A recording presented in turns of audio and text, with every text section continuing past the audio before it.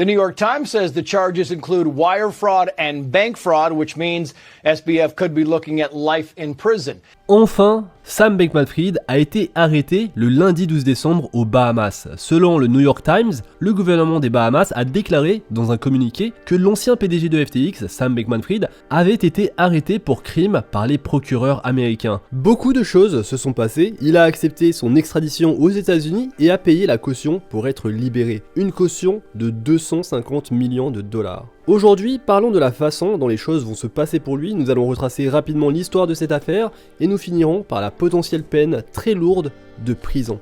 Avant de commencer, je remercie CoinEx, le sponsor de cette vidéo, qui vous invite à participer à Futur avec CoinEx. L'idée, c'est de partager vos expériences de ces 5 dernières années pour célébrer les 5 ans de la plateforme. Vous pouvez partager comment vous avez changé au cours des dernières années en termes de temps, d'environnement et de croissance personnelle, ou alors vous pouvez partager vos souhaits pour l'avenir avec CoinEx. Mais surtout, en y participant, vous aurez la chance d'obtenir plus de 300 000 CET, et donc ne manquez pas cette chance. CoinEx, c'est une plateforme de trading de crypto-monnaies qui permet d'échanger plus de 600 cryptos. La plateforme est disponible en 15 langues et ils ont récemment lancé la preuve de réserve sur le Bitcoin, l'Ethereum, leur token CET, le USDT, le USDC et le token SHIB. Si vous postez votre expérience entre le 24 décembre et le 30 décembre, vous aurez la chance de recevoir 100 U supplémentaires. Et donc je vous invite à commencer votre voyage avec CoinEx, le lien est en description pour vous inscrire. Yesterday's price is not today's price. Selon le New York Times, jusqu'à présent, les procureurs américains n'ont pas encore commenté l'arrestation de Sam Bankman-Fried et ni le procureur général des Bahamas, ni la police royale des Bahamas n'ont fait d'allégations claires contre Sam Bankman-Fried. Ce dernier a été entendu par la justice ce lundi aux Bahamas et il vient d'être extradé des Bahamas vers les États-Unis. Alors qu'a-t-il fait pour mériter tout ça ? Sam Bankman-Fried, qui était il y a encore 2 mois l'étoile montante des cryptos à la tête d'une entreprise valorisée de 32 milliards de dollars en début d'année, a été inculpé la semaine dernière pour avoir escroqué les clients et les investisseurs qui avaient placé leur argent dans les sociétés FTX et Alameda. La justice américaine souhaite le juger pour 8 chefs d'inculpation, dont fraude par voie électronique, blanchiment d'argent et violation des lois électorales. Il est accusé d'avoir, dès le début de FTX en 2019, utilisé l'argent déposé par les clients souhaitant spéculer sur les crypto-monnaies pour financer l'activité et les paris risqués de sa société de courtage et d'investissement Alameda. Il lui est aussi reproché d'avoir menti aux financiers ayant prêté de l'argent à Alameda et aux investisseurs de FTX sur la santé financière réelle de l'entreprise. Il a enfin utilisé de l'argent volé à ses clients pour verser des dizaines de millions de dollars à des responsables politiques, démocrates comme républicains, et ainsi tenter d'acheter de l'influence à Washington, et ce selon le procureur fédéral de New York, Damien Williams. Les régulateurs des marchés financiers ont déposé en parallèle des plaintes au civil contre l'ancien prodige de la finance. Le gendarme boursier lui reproche d'avoir menti aux investisseurs sur les liens entre ces deux entreprises et d'avoir utilisé l'argent de ses clients pour faire des investissements risqués, des achats immobiliers somptueux et des dons politiques importants. Récemment, lorsqu'il était encore libre, on pouvait le voir faire sa propre presse sur différents médias et plusieurs personnes ont exposé son arnaque. D'ailleurs, il le disait lui-même dans une interview qu'il ne pensait pas être arrêté par les autorités. Le New York Times a rapporté que les accusations portées contre Sam comprenaient des accusations unique de fraude financière, de complot en vue de commettre une fraude en valeur mobilière, de fraude en valeur mobilière et de blanchiment d'argent. La SEC a lancé une accusation distincte contre Sam Bankman-Fried concernant des violations du droit des valeurs mobilières et des experts juridiques ont déclaré à CNBC que les accusations pourraient faire face à des décennies de prison pour SBF.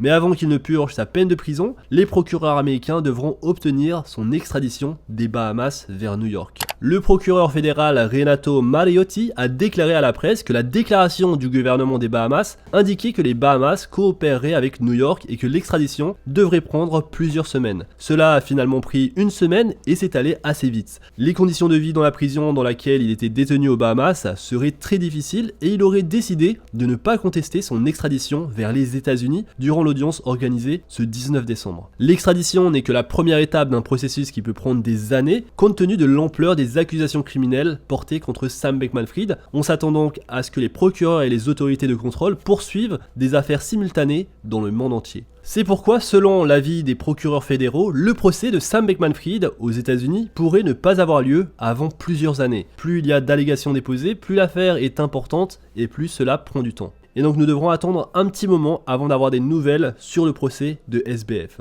Et la question la plus importante dans cette affaire, même si la réponse est évidente pour beaucoup d'entre nous, c'est de savoir s'il y avait une intention de commettre un crime. Comme vous l'avez peut-être vu si vous avez suivi l'affaire, Sam Bankman-Fried continue d'affirmer qu'il n'était pas au courant de l'arnaque potentielle. Y aura-t-il une indemnisation ou non pour les dommages causés? Étant donné que les dommages de FTX sont importants, on ne sait toujours pas si la SEC ou la CFTC prendront les devants pour garantir les dommages civils. Récemment, la CFTC a déposé une plainte contre Sam Bankman-Fried, FTX et Alameda Research. Le président de la SEC, Gary Gensler, qui a rencontré les dirigeants de FTX plus tôt cette année, a déclaré ouvertement que de nombreux jetons de crypto-monnaies sont des titres et il pense que la SEC sera le principal régulateur dans l'espace des crypto-monnaies. D'ailleurs, pour rester un petit moment sur Gary Gensler, le directeur de la SEC, il était connecté de près à SBF. Et Richie Torres, un député pro-crypto, a demandé d'enquêter sur la gestion de la SEC par son président actuel, Gary Gensler. Il blâme Gary Gensler pour l'effondrement de FTX et pense que la SEC a ignoré les signes précurseurs de la débâcle FTX. Monsieur Torres estime que si la SEC avait mobilisé suffisamment de ressources, elle aurait pu démasquer FTX avant qu'il ne soit trop tard. Et il dit, et je le cite, « Compte tenu de l'ampleur de l'échec réglementaire entourant la saga FTX, une enquête indépendante s'avère à la fois nécessaire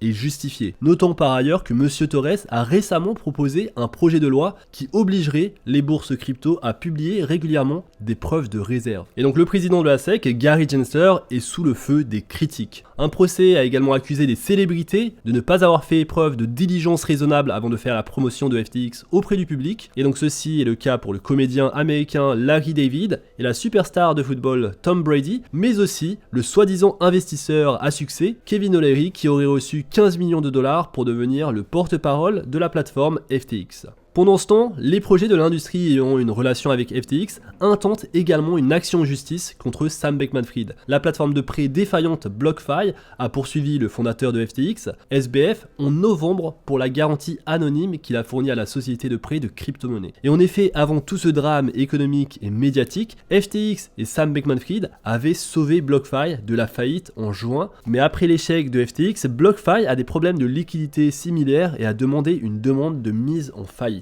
Sam Bankman-Fried fait également face à des poursuites devant les tribunaux fédéraux de Floride et de Californie pour, je cite, la plus grosse fraude de l'histoire. Alors quelles sont maintenant les possibilités d'emprisonnement pour Sam Bankman-Fried? Alors si ce dernier est condamné par le ministère de la Justice, plusieurs facteurs seront à prendre en considération. La durée potentielle d'une peine est difficile à prévoir, a déclaré Perry qui était avocat principal pour la CFTC. Les directives fédérales en matière de détermination de la peine suivent un système numérique pour déterminer le minimum et le maximum des peines autorisées. Mais ce système peut être ésotérique. La peine est déterminée selon le niveau d'infraction, qui représente un nombre entre 1 et 43, et dans le cas d'une condamnation pour fraude, la peine minimale n'est que de 0 à 6 mois sur 7 points. Cependant, selon un expert, la valeur des dollars perdus joue un rôle, et donc selon le guide, les pertes de plus de 550 millions de dollars ajoutent 30 points. Les clients de FTX ont subi des milliards de dollars de pertes, il semble donc que Sam Bankman-Fried prenne une peine très lourde. De plus, 6 points sont ajoutés pour 25 victimes ou plus,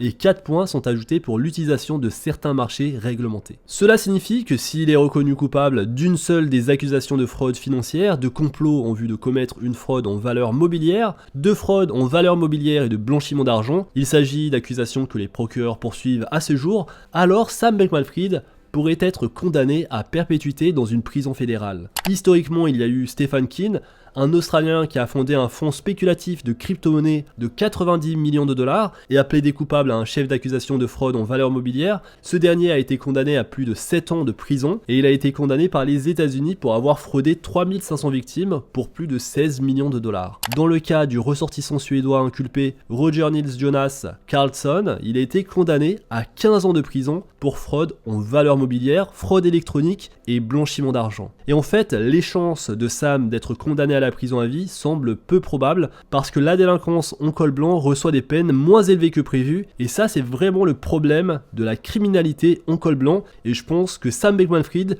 va en bénéficier bien sûr grâce à son réseau et donc j'attends avec impatience que Sam Bankman-Fried reçoive une peine appropriée en 2023. Mais vous alors, que pensez-vous de la situation autour de FTX et également de celle de Binance qui est attaquée médiatiquement peut-être pour avoir causé du tort sur FTX? D'ailleurs je vous en parlerai dans une prochaine vidéo. J'espère que vous avez aimé cette vidéo. Si c'est le cas, n'hésitez pas à liker la vidéo, à vous abonner à la chaîne. On se retrouve très vite pour une prochaine vidéo. D'ici là, faites attention à vous, investissez bien et à la prochaine. Peace.